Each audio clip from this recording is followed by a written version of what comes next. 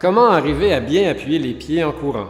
C'est la question de l'heure dans le domaine de la course à pied qui soulève même des débats chez les passionnés de course à pied. Pour vous aider de façon simple et accessible, nous allons voir 3 trucs. Premièrement, cherchez à courir sans faire de bruit. De cette façon, vous allez activer vos mécanismes d'amortissement principalement situés dans vos chevilles, dans vos pieds, dans vos genoux. Si vous courez en faisant du bruit, vos articulations sont probablement en train de souffrir. Deuxièmement, assurez-vous de ne pas voir vos pieds en courant.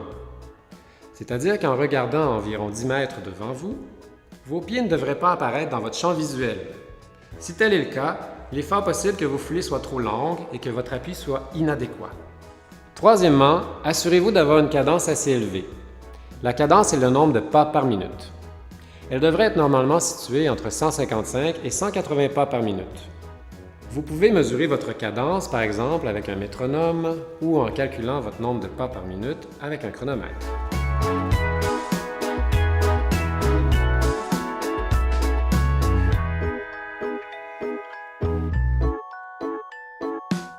Tout d'abord, pour un bon appui du pied, il faut avoir une bonne posture. Pour cela, vous pouvez vous référer à notre capsule précédente sur ce sujet. Maintenant, la clé pour avoir un bon appui est d'avoir le pied qui appuie sous le genou. De cette façon, 2 appuis vont ressortir. L'appui le plus naturel, normalement réalisé chez les personnes qui ont développé leur pied nu, et l'appui mi-pied. L'appui se fait donc avec le pied sous le genou et le talon ne touche pas au sol. L'appui se trouve à être sur cette surface du pied. L'autre appui qui peut être intéressant est l'appui sous le talon en douceur avec un roulement jusqu'aux orteils. Cet appui est à ne pas confondre avec l'appui sous le talon qui se fait avec le pied devant le genou, de cette manière.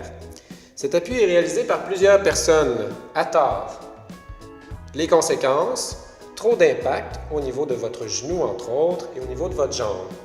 Un autre appui du pied qui est à proscrire est l'appui à plat, où le pied appuie dans sa totalité, appui inefficace, mauvaise absorption et donc à proscrire.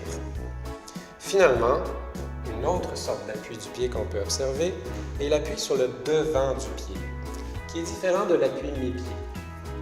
Alors on avance sur le pied. Conséquence, une forte tension au niveau de votre tendon d'Achille, du fascia plantaire et des muscles du mollet. Donc, pour certaines personnes, une augmentation du risque de blessure.